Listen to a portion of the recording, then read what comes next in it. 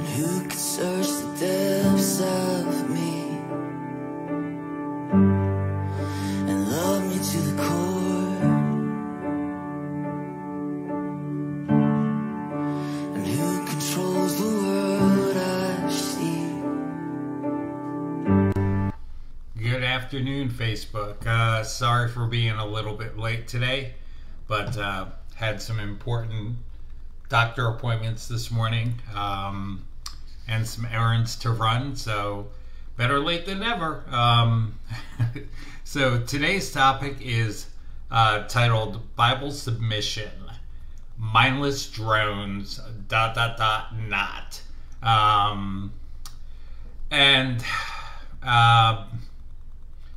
Basically speaking, I choose as a Christian not to be a mindless drone, and hopefully what I'm able to share with you today helps put some clarity to some scriptures that are somewhat often confused and often used to hold us in a place of submission that is not what the Bible really intended. I often wonder at times if the Apostle Paul could have been a little bit more clear in some of his writings. Now, that's not to say that I disagree with him. He wrote 80% of the New Testament, and there is a wealth of anointed teaching there, but we are all flawed, just as any pastor or myself who studies the Word can definitely be letting God speak through us. Sometimes, as I find with some of the writings, we can lack some clarity or be better at conveying what the Spirit is trying to convey through our teachings, as I agree would probably be the case with Paul as well, especially when he wrote the original King James version of the Bible, which of course King James version very difficult to follow, but take, for instance, Romans 13. This chapter is one of the more classic and absolute sounding passages ensuring we are to be obedient citizens, which has historically led Christians into all kinds of problems. Romans 13:1 reads, "Everyone must submit himself to the governing authorities." Sounds like, without question, we are to submit, sort of like the picture on the screen, which is a Korean picture, and you'll see where the tie is in that later on in the talk. But even the Apostle Peter wrote something very similar. Submit yourselves for the Lord's sake to every authority. 1 Peter chapter 2, verse 13. So I call these open-ended passages because they are often used to crush dissent, stifle protest, discourage civil obedience. But we live in times where dissent is more important than ever. Even early writings in the Bible warn us to beware of false prophets and those who would lead us into captivity or in the wrong direction. And there is nothing in the Bible that excludes that these false prophets could be government, could be the media, could be everyday people like the millions of people on Facebook who, may oppose even the simple fact that as a Christian we believe abortion is wrong. My own children debate with me as to, well, that's a valid fact, Dad, if you can assume that abortion is wrong. Well, obviously, as a Christian, I know that Exodus very clearly states that God does not approve of abortion. So if you accept the Word of God, then obviously that is an absolute to you. If you don't, so be it. That's, a shame. We'll keep praying for you, and so forth. But not to get off subject.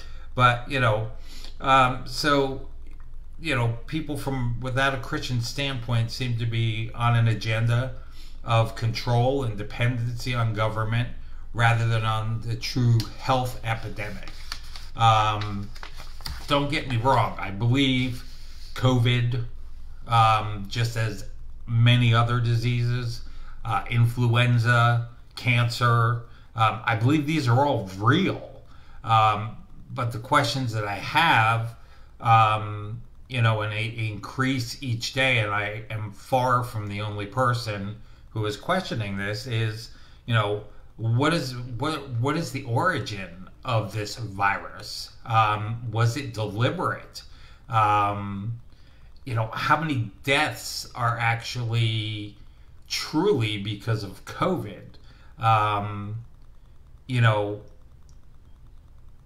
When you look at it from, the world standpoint, compared to so many other situations where death is imminent or deliberate, it seems like COVID is the,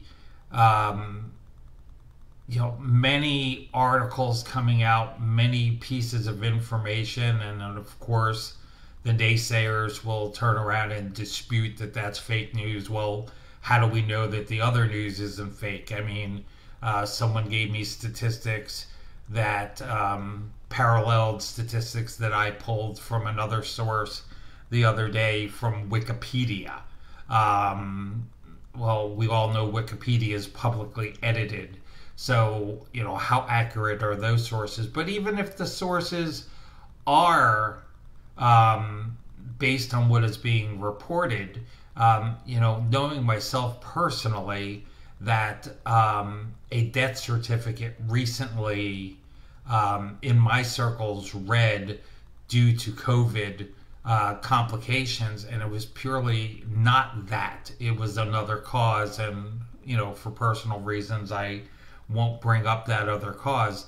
But, we are in a particular crisis right now where it is not too far-fetched to assume that the headline could read, "Man shot in head twice and heart once dies from COVID-19 complications." So, some discernment is definitely needed, but not to get too far off track. But, if we as Christians are to follow Romans 13 without taking into consideration the rest of the Bible, then we become drones, ignoring the wisdom of the Proverbs, and so many more scriptures as we sit like sheep waiting to be slaughtered and silently witness the rise of the strong man, our leaders, in general, whatever. Now, I am not one, to be of the political type. Very rarely do you see me post anything political. But I am, however, with God's help, I am a good Christian, and I pray and I honor whoever our president is, whether I voted for them or not.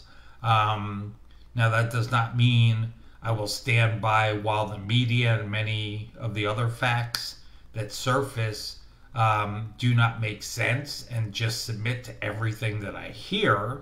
That would not be a responsible Christian either. So, returning to the Bible, let's take a closer look at other passages, not just those that are typically stated for us to be in total submission to our government. And,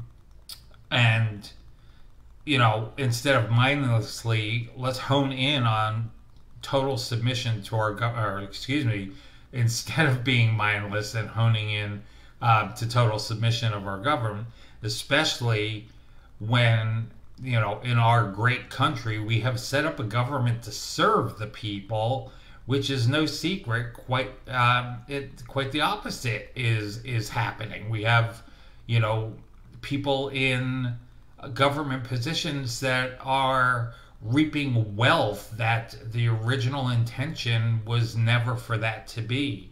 And their agendas seem to be more about themselves and big business and so forth rather than actually serving the people.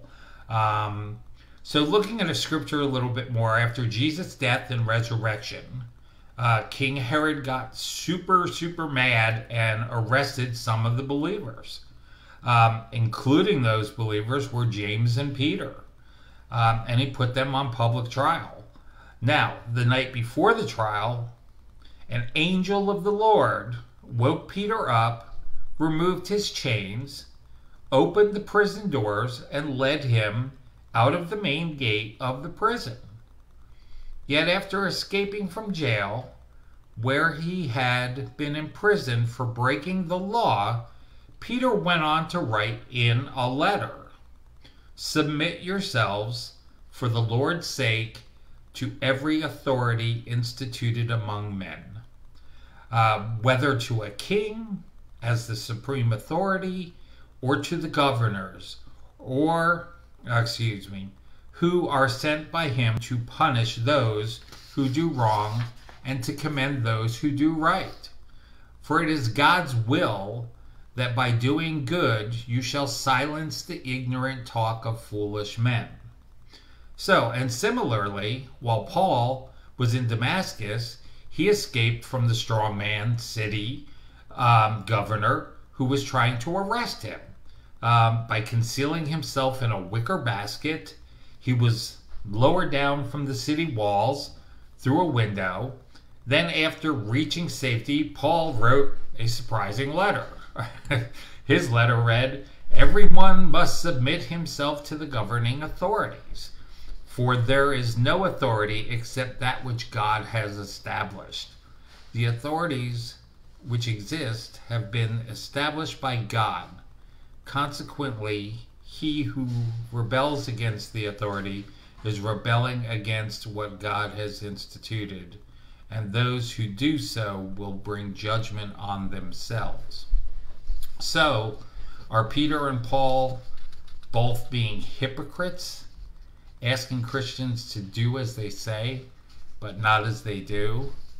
Now, though these passages have been used to maintain the status quo ever since Emperor Constantine became a Christian and made it the official religion of the empire, there's a big disconnect between Peter and Paul's actions and the way we have traditionally interpreted their words. The key to understanding the word submit, take a look at this. The Greek word hupo-tasso, which has been translated as submit or be subject, literally means to arrange stuff respectfully in an orderly manner underneath. This simple meaning of social orderliness would have been understood by original readers, but it is a little obscured in the English translation. This word is used in Ephesians 5:22 to encourage husbands and wives to submit to each other, and it reflects God's concern for order and respect. Here's the main point. Paul and Peter believe that governing authorities are necessary for keeping the peace. God is a God of order, not anarchy or chaos. But here's where we go wrong. There's another word, hupo-kuo, spelled K-O-U-O, which is best translated as obey, which literally means to conform, to follow a command, or to kowtow, which, again, the Korean reference there, which means act in an excessively subservient manner to any authority as a subordinate. Now, Peter and Paul could have easily used that word, obey, but they chose not to. Used 21 times in the New Testament, hupo-kuo always suggests a hierarchical context, as in the relationship between children or slaves and their parents or masters, Ephesians 6:1 and 6:5. And so here's the most important thing to remember. In the New Testament Greek, to submit does not always mean to obey. They are two separate actions or postures. So as Christians, the law cannot be our ultimate moral guide. Slavery was lawful. The Holocaust was legal. Segregation and apartheid, which I should have simplified that word, apartheid were legally sanctioned. Many of today's laws are created to protect corporations rather than individuals. Simply put, the law does not dictate our ethics. God does. We do not follow a God of chaos, each doing whatever we want, but a God of order and respect for one another and governing authorities. There are times when we as Christians, followers of Christ, will be called upon to stand up with a holy no in the face of evil and injustice. Perhaps this is a time when we may need to discern the information and actions at hand and do so. Hopefully you found that definition to help lighten up the burden of feeling like you just absolutely have to submit to the government without even using your own mind or your own wisdom. That is not the case at all. Be open for any questions that you might have in the comments, and be happy to address some of these things further if the need be. In the meantime, have a blessed day. Try to get out there, enjoy the nice weather, and I will see you tomorrow. Be blessed.